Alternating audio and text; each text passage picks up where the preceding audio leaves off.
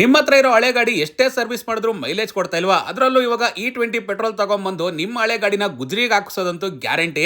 ಅದಕ್ಕೆ ತಲೆ ಕೆಡಿಸ್ಕೊಳ್ಳೋಕೆ ಹೋಗಬೇಡಿ. ಈ ಜಾಗಕ್ಕೆ ತಗೊಂಡ್ಬನ್ನಿ, ಪಕ್ಕ ನಿಮ್ಮ ಪೆಟ್ರೋಲ್ ಗಾಡಿನ ಪ್ಯೂರ್ ಇವಿ ಗಾಡಿಯಾಗಿ ಕನ್ವರ್ಟ್ ಮಾಡ್ಕೊಡ್ತಾರೆ. ಲಕ್ಷಾಂತರ ರೂಪಾಯಿ ಕೊಟ್ಟು ಇವಿ ಗಾಡಿ ತಗೊಂಡ್ರು 108 ಪ್ರಾಬ್ಲಮ್. ಆದ್ರೆ ಇಲ್ಲಿ ಆ ತರ ಪ್ರಾಬ್ಲಮ್ ಯಾವುದೂ ಇಲ್ಲ. ಈಸಿಯಾಗಿ ಬ್ಯಾಟ್ರಿನ ಒಬ್ರು ಕ್ಯಾರಿ ಮಾಡಬಹುದು. 3 ಅವರ್ ಚಾರ್ಜ್ ಮಾಡಿದ್ರೆ ಸಾಕು. 60 ರಿಂದ 70 ಕಿಲೋಮೀಟರ್ ಬೆಂಗಳೂರೆಲ್ಲ ಜಮ್ ಅಂತ ಸುತ್ತಾಡಬಹುದು. ಈಸಿಯಾಗಿ ನೀವೇ ಇನ್ಸ್ಟಾಲ್ ಕೂಡ ಮಾಡ್ಕೊಬಹುದು. 14 ರೂಪಾಯಿ ಹಂಗೆ ಖರ್ಚಾಗುತ್ತೆ ಒಂದ್ ಫುಲ್ ಚಾರ್ಜ್ಗೆ. ಇದರಿಂದ ನಿಮ್ ಹಳೆ ಗಾಡಿ ಇಂಜಿನ್ ಗಳೆಲ್ಲ ಸ್ಕ್ರಾಪ್ ಹೋಗ್ತವೆ. ಆ ತರ ಆಗೋದ್ ಬೇಡ ಗುರು ಅಂತಂದ್ರೆ ಹೈಬ್ರಿಡ್ ಆಪ್ಷನ್ ಕೂಡ ಇದೆ ಇಲ್ಲಿ.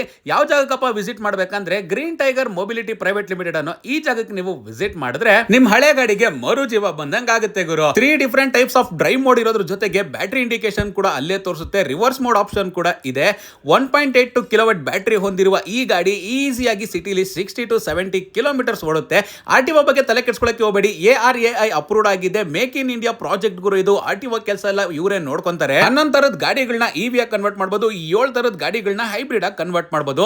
2 ವರ್ಷ ಬ್ಯಾಟರಿ ವಾರಂಟಿ, 1 ವರ್ಷ ಮೋಟರ್ ವ್ಯಾರಂಟಿ. ಇವಿ ಗಾಡಿದು ಇನ್ಸ್ಟೆಂಟ್ ಪಿಕಪ್ ಬಗ್ಗೆ ಅಂತೂ ಮಾತಾಡಂಗೆ ಇಲ್ಲ. 0 to 40 ಬರೀ 4.5 ಸೆಕೆಂಡ್ಸ್ ಅಲ್ಲೇ ಟಚ್ ಆಗುತ್ತೆ. ಮೋನೋ ಸಸ್ಪೆನ್ಷನ್ ಇರೋ ನಿಮ್ ಸ್ಕೂಟರ್ ನ ಡ್ಯೂಯಲ್ ಸಸ್ಪೆನ್ಷನ್ ಆಗಿ ಮಾಡ್ಕೊಡ್ತಾರೆ. ಇನ್ಯಾಕ್ ತಡ ಮಾಡ್ತಾ ಇದ್ದೀರಾ? ನಿಮ್ಮ ಹಳೆ ಗಾಡಿಗೆ ಮರುಜೀವ ಕೊಟ್ಟು ಸಿಟಿ ಎಲ್ಲ ಜಮ್ ಅಂತ ಓಡಾಡಿ.